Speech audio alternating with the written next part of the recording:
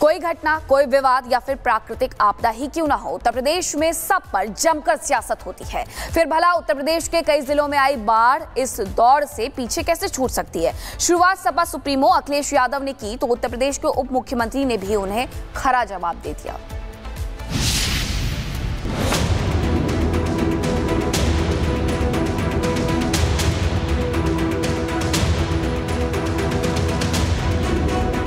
उत्तर प्रदेश के कई जिले बाढ़ की चपेट में हैं। खासकर पूर्वांचल बाढ़ बारिश से इस वक्त सबसे ज्यादा प्रभावित है।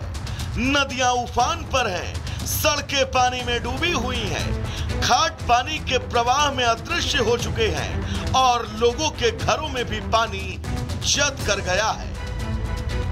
बारिश का पानी ठहरने और नदियों का पानी शहर के अंदर तक पहुंचने को लेकर सरकार हर दिशा में प्रयास करती हुई नजर आ रही है। लेकिन यूपी में कुछ भी हो, भले ही प्राकृतिक आपदा के स्वरूप में ही क्यों ना हो, उस पर राजनीति ना हो, भला ऐसा कैसे संभव हो सकता है। बाढ़ बारिश और इन बिगड़ते हालातों के बीच समाजवादी पार्टी के सर्वे सर्वा अखिलेश यादव एक्स पर एक के बाद एक कई पोस्ट करते हुए नजर आए और यहीं से यूपी में शुरू हो जाती है जल सियासत। जी हां, जल सियासत। अखिलेश पोस्ट करते हुए लिखते हैं कि उत्तर प्रदेश में गड्ढा मुक्ति के नाम पर अरबों का जो फंड निकलता है वो भाजपाइयों की जेब में गड्ढे तो भर गया, लेकिन सड़कें बद से बदतर हो गई। भाजपा जाए तो सड़कें बन जाएं। सिर्फ यही नहीं, इसके कुछ ही मिनटों बाद अखिलेश ने एक और पोस्ट किया। प्रयागराज में 20,000 करोड़ खर्च करने के बाद प्रयागराज वासियों को जलभराव के सिवा और क्या मिला। भ्रष्टाचार के गहरे गड्ढों में भरा पानी भाजपाई घपलों घोटालों के गोरख धंधों का भंडाफोड़ कर रहा है। अखिलेश की दना दना रही पोस्टों का जवाब यूपी के उप मुख्यमंत्री केशव प्रसाद मौर्य ने दिया। डिप्टी सीएम ने तो अखिलेश यादव को मानसिक विक्षिप्त करार दे दिया। अखिलेश यादव भी एक्सपोज डाल रहे हैं। अखिलेश यादव जी बहुत मानसिक रूप से विक्षिप्त हो गए हैं। उनको समझ में नहीं आता प्रकृति से कौन लड़ सकता है। प्रकृति से कोई लड़ सकता है क्या। बाढ़ आएगी, कहीं भी आएगी, दुनिया में आती है। जब पानी आएगा तो बाढ़ आएगी। खैर, यूपी है तो बाढ़ हो या सूखा, राजनीति होनी तय है और थोड़ी बहुत नहीं, अब तो जमकर राजनीतिक कसीदे पढ़े जा रहे हैं। प्रदेश के इन हालातों के बीच मुख्यमंत्री योगी आदित्यनाथ ने इन आपदाओं से निपटने और निगरानी के लिए टीम 11 तैयार कर दी है। 11 मंत्रियों की ड्यूटी है कि वो अपने जिम्मेदारी वाले इलाके में 24 घंटे सक्रिय रहें, किसी आमजन को इस बाढ़ बारिश से कोई नुकसान ना हो। लेकिन इस राजनीति और सरकार के एक्शन के बीच सत्य है कि यूपी के कई जिलों को बाढ़ ने अपनी चपेट में ले रखा है, बाकी सब मिथ्या है। लेकिन बाढ़ पर सियासत और आरोप प्रत्यारोपों के बीच सवाल ये कि आखिर प्रदेश की बाढ़ प्रभावित जनता को इससे कब तक राहत मिलेगी। Bureau report, Republic Bharat. और उत्तर प्रदेश की इस बाढ़ पर मुख्यमंत्री योगी आदित्यनाथ एक्शन में हैं। उन्होंने लोगों की मदद के लिए टीम 11 की तैनाती कर दी गई है। ग्राउंड पर स्वतंत्र देव सिंह और इसके अलावा नंद गोपाल नंदी जैसे मंत्रियों को भेज दिया गया है।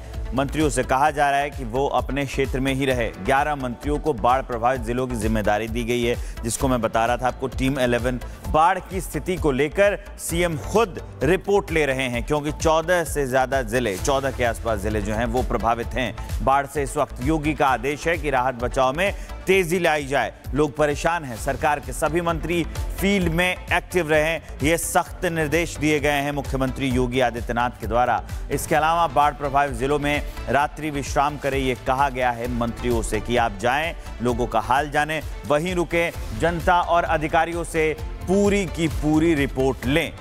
डीएम, एसपी और सीएमओ समेत सभी अधिकारी रिपोर्ट लें और 24 घंटे प्रभावित इलाकों में रहकर उसकी मॉनिटरिंग भी करें। राहत शिविरों में भोजन, चिकित्सा की उचित व्यवस्था की जानी चाहिए। प्रयागराज में 88 बाढ़ चौकियां स्थापित कर दी गई हैं। 19 नावों और मोटर बोट को रेस्क्यू के लिए लगा दिया गया है। एनडीआरएफ, एसडीआरएफ की एक टीम प्रयागराज में तैनात कर दी गई है। प्रयागराज में 1500 लोगों को सुरक्षित स्थानों पर पहुंचाया गया है। बगल में वाराणसी है, काशी। वाराणसी में 23 नावों को रेस्क्यू के लिए अलर्ट पर रखा गया है। वहां भी बाढ़ की स्थिति है, घाट डूब गए हैं और रिहायशी इलाकों में अब पानी आने लगा है। आगे बढ़ेंगे और आपको उत्तराखंड से एक बड़ी खबर बताएंगे। उत्तराखंड के बाजपुर में बाढ़ का कहर देखने को मिला है। लगातार बारिश के बाद नदियों में उफान है। एक नदी में डूबने से 11 साल के बच्चे की मौत हो गई है।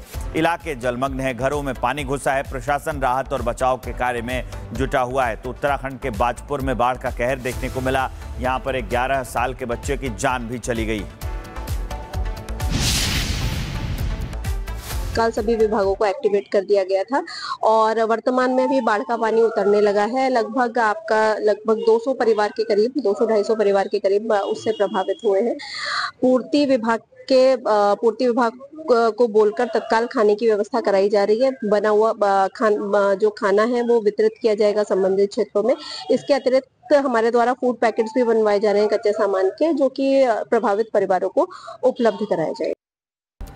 कोई घटना, कोई विवाद या फिर प्राकृतिक आपदा ही क्यों ना हो, उत्तर प्रदेश में सब पर जमकर सियासत होती है। फिर भला उत्तर प्रदेश के कई जिलों में आई बाढ़ इस दौड़ से पीछे कैसे छूट सकती है। शुरुआत सपा सुप्रीमो अखिलेश यादव ने की तो उत्तर प्रदेश के उप मुख्यमंत्री ने भी उन्हें खरा जवाब दे दिया।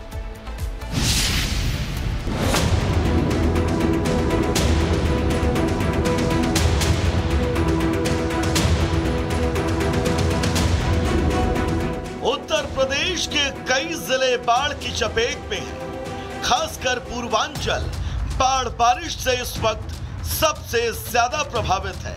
नदियां उफान पर हैं, सड़कें पानी में डूबी हुई हैं, घाट पानी के प्रवाह में अदृश्य हो चुके हैं और लोगों के घरों में भी पानी जद कर गया है। बारिश का पानी ठहरने और नदियों का पानी शहर के अंदर तक पहुंचने को लेकर सरकार हर दिशा में प्रयास करती हुई नजर आ रही है।